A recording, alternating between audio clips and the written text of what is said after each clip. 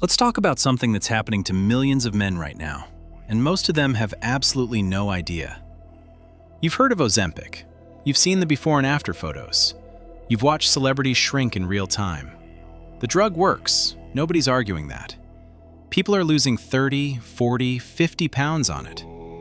But here's the thing nobody's talking about in those viral transformation posts. A significant chunk of what they're losing isn't fat. It's muscle. And for men specifically, that's a much bigger problem than just looking a little softer. Let me explain what's actually going on inside the body when someone takes semaglutide, which is the active ingredient in Ozempic and Wegovy.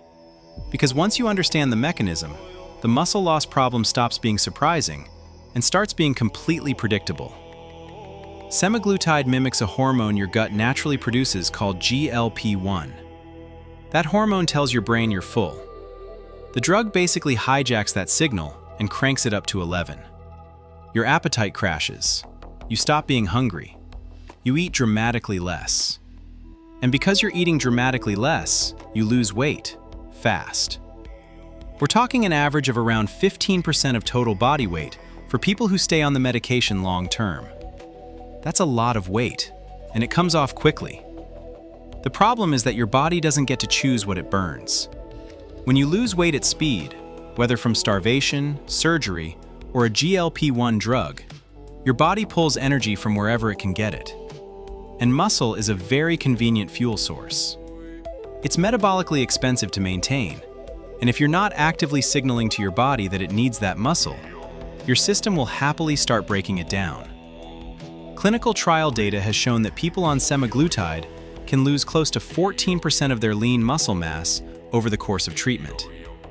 To put that in real numbers, we're talking about roughly 15 pounds of muscle gone.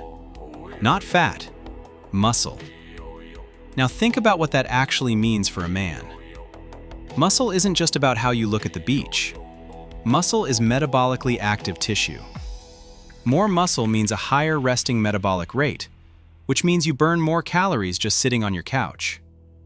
Muscle protects your joints. Muscle keeps your posture intact as you age. Muscle is directly correlated with longevity. There's decades of research showing that muscle mass is one of the strongest predictors of how long you live and how well you function in the back half of your life.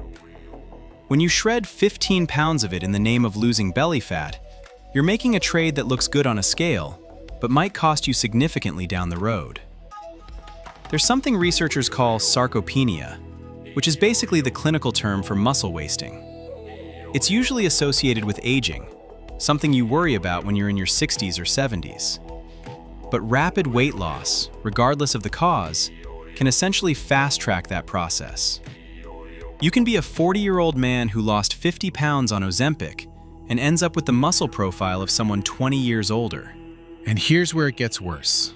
Because the drug suppresses your appetite so aggressively, most people on it are dramatically under-eating protein. Protein is the raw material your body uses to build and repair muscle tissue. If you're not eating enough of it, and when you're barely hungry at all, most people aren't, you're not giving your muscles what they need to survive, let alone grow. The drug is simultaneously telling your body to burn less food, while your muscles are starving for the amino acids that keep them intact. So what does all of this actually mean for how you should think about this situation? There are a few things worth understanding. The first is that resistance training changes the equation significantly.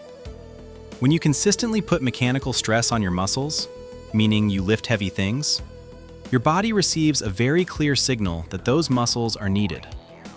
It becomes far less willing to cannibalize them for energy. Research on people who combined semaglutide with consistent strength training showed they preserved dramatically more muscle than people who just took the drug and dieted. This isn't a minor difference. We're talking about the difference between losing mostly fat and losing a combination of fat and muscle that leaves you weaker, slower, and metabolically worse off. The second thing worth knowing is creatine's role in this situation. And I'll do a deeper dive on creatine in a future video because it genuinely deserves its own story. But the short version is this. Creatine monohydrate is one of the most well-studied supplements in existence. And one of the things it does very well is help your muscles maintain performance under conditions of caloric restriction. When you're on a GLP-1 drug and eating less, creatine helps bridge the gap. It keeps your muscles able to produce force during workouts, which keeps the signal going that says, these muscles are necessary, don't burn them. 5 grams a day. That's it. Dead simple. The third piece is protein. And I want to be specific here because vague advice about eating more protein doesn't help anyone. On a GLP-1 medication, your appetite is suppressed to the point where hitting adequate protein intake requires deliberate, intentional effort. The general guideline of 0.8 grams per kilogram of body weight isn't enough when you're losing weight rapidly. You need to push closer to 1.6 grams per kilogram, sometimes more, to give your muscles a fighting chance.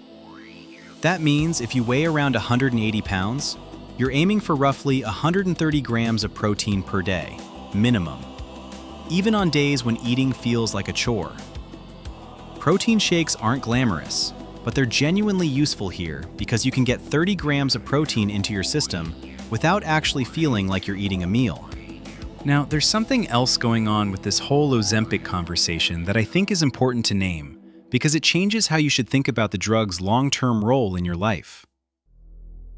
When people stop taking semaglutide, and most people eventually do, either because of cost, side effects, or because they've hit their goal, a significant percentage of them regain the weight. Studies have tracked this, and the numbers aren't subtle. Within a year of stopping, many people put back on most of what they lost. But here's the particularly brutal part. If they lost muscle during the process, the weight that comes back is disproportionately fat. So you end up in a worse body composition than when you started. Less muscle, more fat, even if the scale reads the same number it did before you ever touched the drug. This is what researchers sometimes call the yo-yo body composition problem. And it's one of the most compelling arguments for taking muscle preservation seriously while you're actually on the medication. You only get one chance to use the weight loss window productively. If you go through it without training and without adequate protein, you come out the other side in a worse metabolic position. I want to be clear about something because I think nuance matters here. Ozempic and its relatives are genuinely useful medications. For people with obesity-related health conditions, diabetes, or serious metabolic issues, these drugs can be life-changing. The problem isn't the drug. The problem is the way it's being used and discussed in popular culture, with almost zero attention paid to body composition and muscle health. The before and after photos show a smaller number on the scale. They don't show what happened to the muscle underneath. The men who are going to come out of this GLP-1 era in the best shape, literally and figuratively, are the ones who understand that weight loss and fitness aren't the same thing. You can lose 50 pounds and become metabolically weaker. You can lose 50 pounds and become metabolically stronger. The difference between those two outcomes is almost entirely determined by what you do in the gym and what you eat while the weight is coming off. There's a version of this story that ends well. A man uses a GLP-1 medication as a tool to get his weight under control, simultaneously builds a strength training habit, hits his protein targets every day even when he's not hungry, and comes out the other side leaner, stronger, and with a metabolic engine that actually works. That's a real outcome, and it happens. But it requires knowing what the drug is actually doing to your body, which most people don't, because nobody in the weight loss conversation is talking about muscle. Now you know, and that changes what you do next.